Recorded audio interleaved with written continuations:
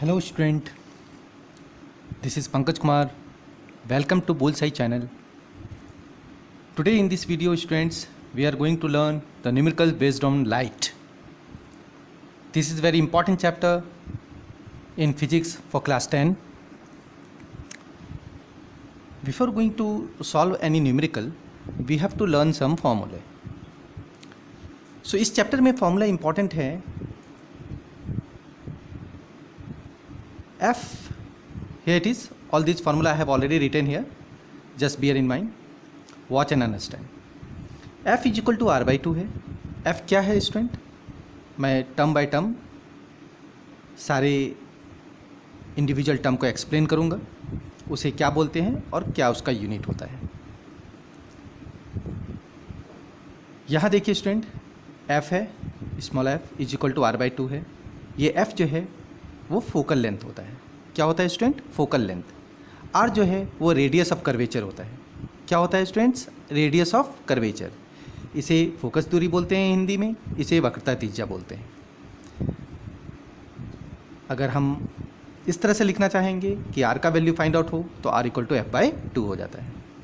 Similarly ये जो P है इसको पावर ऑफ लेंस बोलते हैं, यानी लेंस की क्षमता, इज इक्वल टू 1/f होता है. और अगर हम फोकल लेंथ निकालेंगे तो 1/p हो जाता है.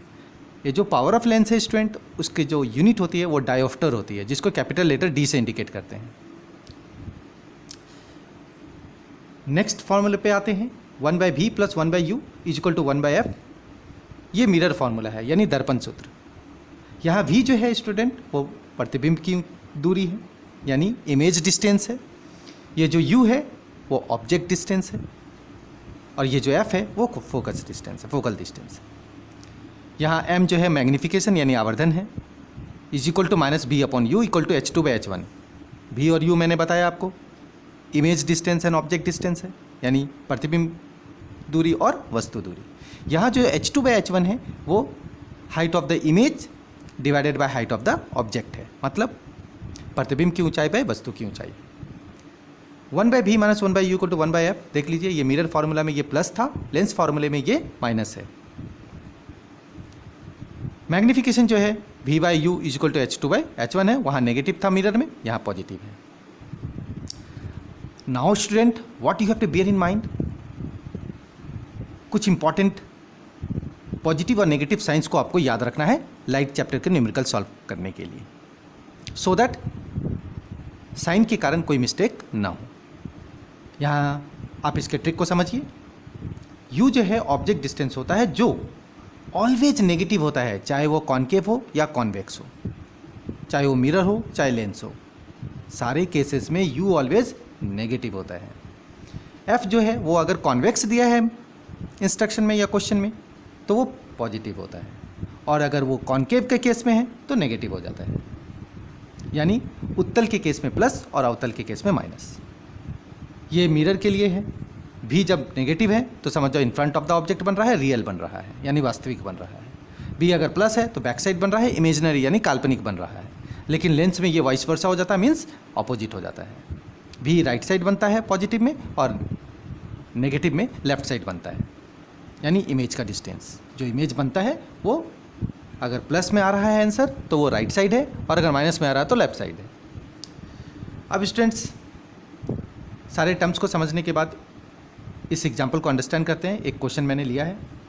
अ 4 centimetre high object kept at a distance of 60 centimetre from a concave lens of focal length 20 centimetre, find the size of the image.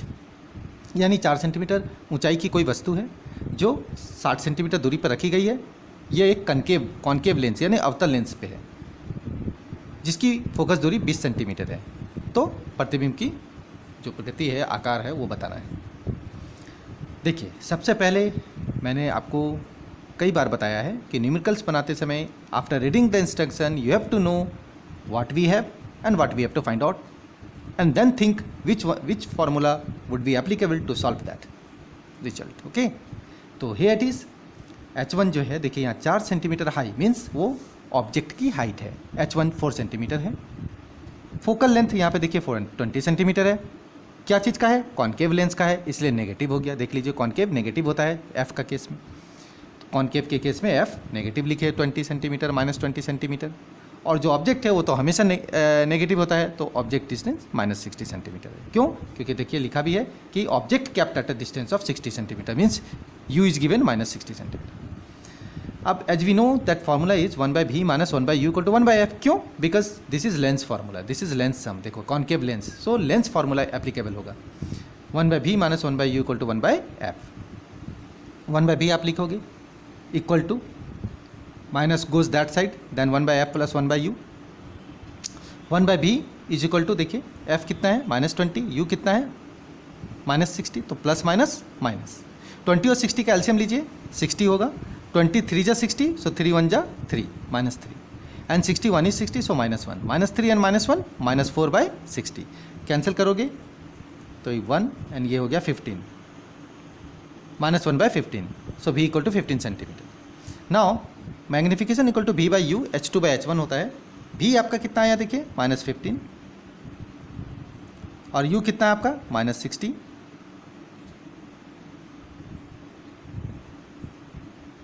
Okay, h2 है और ये आपका 4 है।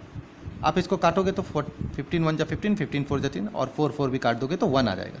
तो therefore h2 equal to 1 centimetre answer. So students, in this way we can solve numerical based on light. ये lens का था, that's why lens formula हुआ। अगर ये मिरर होता तो ये फार्मूला एप्लीकेबल होता और कंडीशंस वैसे ही होते। I hope with the help of this example now you can solve rest of the sums easily with the help of your book. Thanks for watching this video. Students,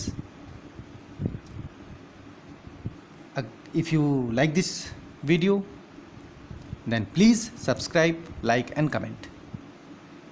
मैं इस video के माध्यम से मैं अपने channel के माध्यम से physics, chemistry, maths, bio, English, economics, BST, rest other almost all subjects के इंपॉर्टेंट फैक्ट्स एंड ट्रिक्स आपको बताऊंगा। Thanks for watching.